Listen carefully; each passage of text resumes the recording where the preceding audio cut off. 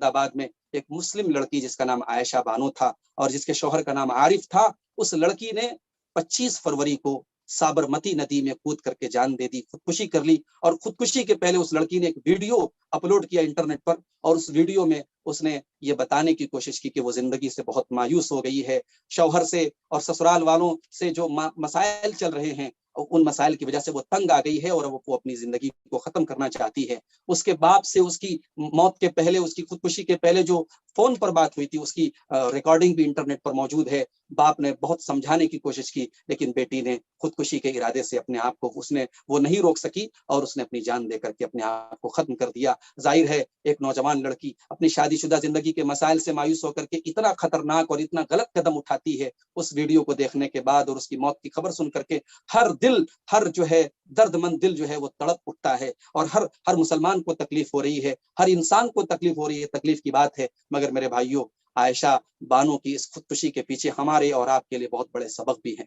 بہت بڑے سبق بھی ہیں، اور بہت ساری چیزیں ہیں، بہت سارے غور کرنے والے پوائنٹس ہیں، ہمیں ان پر غور کرنے کی ضرورت ہے. سب سے پہلا جو ہمارے لیے قابل غور جو نقطہ ہے اس خودکشی کے اندر، کہ وہ ایک مسلمان لڑکی تھی،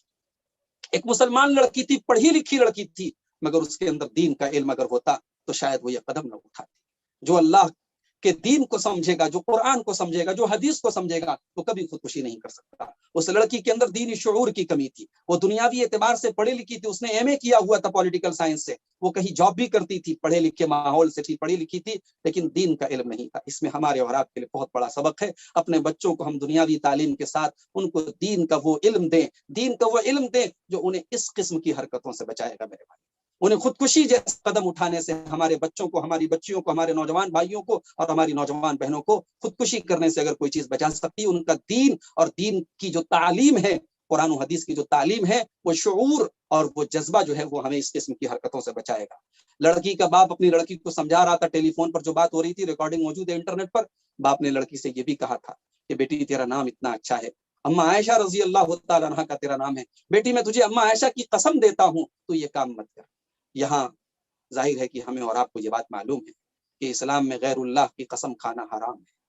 اللہ کے علاوہ کسی اور کی قسم کھانا حرام ہے. اس سے یہ بھی معلوم ہوا کہ لڑکی عائشہ کے والد کے اندر بھی دین کی تھوڑی بہت تو سمجھ ہے، لیکن دین کا جو شعور ہونا چاہیے، جو علم ہونا چاہیے، وہ نہیں ہے. اسے یہ بھی نہیں پتا کہ حضرت عائشہ رضی اللہ تعالیٰ عنہ بہت اونچے مقام کی حامل خاتون تھیں، ہم سب کی ماں تھیں، مگر ان کی قسم ہم اسلام کے اندر نہیں کھا سکتے، الاؤڈ نہیں ہے. میرے دوسرا سبق جو ہمیں ملا عائشہ کی خودکشی کے اس سانحے کے اندر، جہیز جیسی لعنت جس نے عائشہ، ممکن ہے ابھی تحقیقات چل رہی ہے، پوری تحقیق اور طرفین دونوں پارٹی کی باتوں کو سنے بغیر ہم فیصلہ نہیں کر سکتے، لیکن بہت ممکن ہے جو حالات اور جو معاملے کی نوعیت سامنے آ رہی کہ جہیز بھی ایک بہت بڑی وجہ تھی اس خودکشی کے پیچھے. آج ہماری بہنیں خودکشی کر رہی ہیں جہیز کی اس لعنت کے پیچھے. میرے بھائیوں، اس جہیز کے ناسور کو ہمیں ختم کرنا پڑے گا. اس جہیز کے ناسور نے کتنی ہماری بہنوں کی جانیں لے لی ہیں اور کتنی بہنیں ہماری گھٹ گھٹ کے مر رہی ہیں، گھٹ گھٹ کے جی رہی ہیں، وہ ان کی زندگی موت بن چکی ہے، ان کی عمر نکل جا رہی ہے، کیونکہ ان کے باپ کے پاس ان کو دینے کے لیے جہیز کا انتظام نہیں. ہم اسلام کا نام لیتے ہیں، ہم اپنے آپ کو مسلمان کہتے ہیں، پھر مسلمانوں میں بھی ہر آدمی اپنے مسلک اور اپنے منہج کو جو ہے وہ اپنے موقف کو صحیح سمجھتا ہے. میرے بھائیوں، ہم کون سے مسلمان ہیں؟ ہمیں چلو بھر پانی میں ڈوب مرنا چاہیے. ہماری شادیاں سنتوں کے خلاف ہے، ہم نے نکاح کو اتنا مشکل بنا دیا، آج ہمارے بھائی، ہماری بہن آج زنا کے راستے کی طرف جا رہے ہیں. میرے بھائیوں، ہمیں اس سانحے سے یہ سبق بھی ملتا ہے کہ جہیز کی اس لعنت کو ہمیں سماج سے ختم کرنا ہے،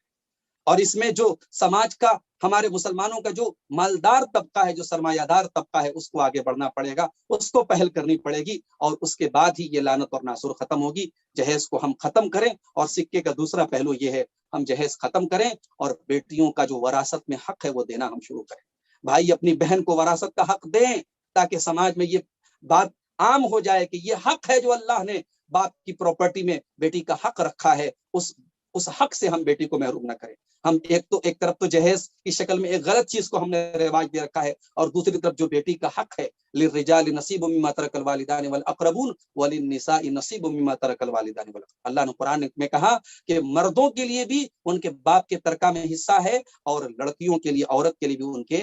باپ کے ترکے میں حصہ ہے. ہم اس حق اور حصے سے اپنی بیٹیوں کو محروم نہ کریں. تو جہیز کی لعنت کا خاتمہ اور وراثت کو عام، یہ دو چیزیں ہم جب تک نہیں کریں گے، عائشہ بانو جیسی بہت ساری بیٹیاں جلتی رہیں گی اور خودکشی کرتی رہیں گی، اور ہم ان حالات کو کنٹرول نہیں کر پائیں گے. اور تیسرا جو سبق ہمیں